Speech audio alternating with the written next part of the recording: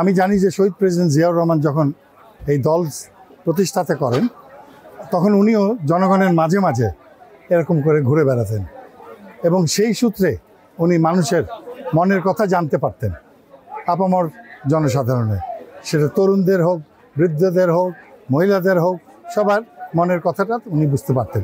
আমারও সেই একই প্রচেষ্টা, যাতে আমি মানুষের মাঝে ঘুরে ঘুরে সেরকম একটা অনুপ্রেরণা নিতে পারি। সেই আদর্শের উপরেই আমি এই কাজ করে যাচ্ছি। মানুষ মন দিয়ে, ভিতরকার দৃষ্টি দিয়ে একটা ভালো মানুষ খুঁজে এবং তারা চায় যে সমাজের যেন আর একটা ভালো প্রবর্তন হয়, একটা উন্নতি হয়, এটা যেন একটা রুল অফ ল, আইনের শাসনের একটা সমাজ প্রতিষ্ঠা হয়, কোনো পক্ষপাতিত্ব না হয়, কোনো চাঁদাবাজি না থাকে, এইরকম ধরনেরই একটা সমাজ বা দেশ আমরা সামনের দিকে দেখতে পাবো, এই আশাই সব জনগণ করে। এবং সেটা সেটা আমার দলের যে লিডার, যে অ্যাক্টিং প্রেসিডেন্ট বা তারেক রহমান, তারও 31 দফাতে উনি একেবারে স্বচ্ছভাবে এই জিনিসগুলোকে উল্লেখ করেছেন। এখন আমাদের কাজ, আমরা জনগণের মাঝে গিয়ে সেই 31 দফার আসল যে বার্তাটা, সেটা যেন আমরা পৌঁছে দিই। জি, কী যেন বলছিলেন? মনোনয়নে কতটুকু আশাবাদী? আমি মনোনয়ন নিয়ে অতটা চিন্তা করি না, যতটা চিন্তা করি যে আমার যে সুযোগটা পাচ্ছি আমি মানুষের মাঝে পৌঁছাবার, এই যে আমার যাত্রাটা, এই যাত্রাটা আমার কাছে অনেক ইম্পর্টেন্ট। ওদের স্বপ্ন পূরণে পাশে থাকতে পেরে আমরা গর্বিত।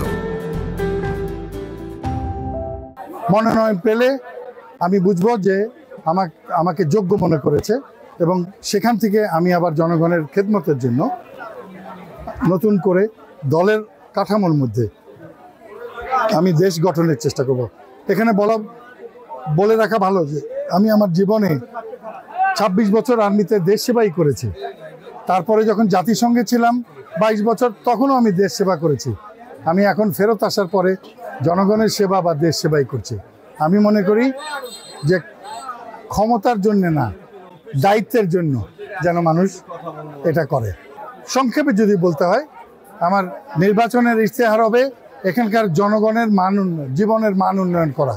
তাতে যোগাযোগ ব্যবস্থা আছে, শিক্ষা আছে, স্বাস্থ্য আছে এবং এখানকার কলকারখানা যাতে মানে ইয়াং সমাজের কর্মসংস্থান হয়, এই কটা জিনিস, এবং একটা সুপরিকল্পিত একটা শহর গড়ে ওঠে, যেন এলোমেলো শহর না থাকে। আমরা ওই পরিকল্পনার ব্যাপার থেকে অনেক পিছিয়ে আছি। সো আমার নির্বাচনী ইশতেহারে আমি এই এলাকার একটা সুন্দর সুপরিকল্পিত আবাসস্থল, পাথরঘাটা যেরকম আমাদের পর্যটনের জন্য একটা ভালো কেন্দ্রবিন্দু হতে পারে, বেতাগী একটা কমিউনিকেশন সেন্টার হতে পারে, বামনা আরও উল্লেখযোগ্য ভূমিকা রাখতে পারে, সেই দৃষ্টিভঙ্গিতে আমি একটা সুপরিকল্পিত একটা প্ল্যানের উপরে, পরিকল্পনার উপরে অগ্রসর হব, যেখানে আমাদের মানুষের জনজীবনের বা জীবনযাত্রার মান উন্নয়ন হবে।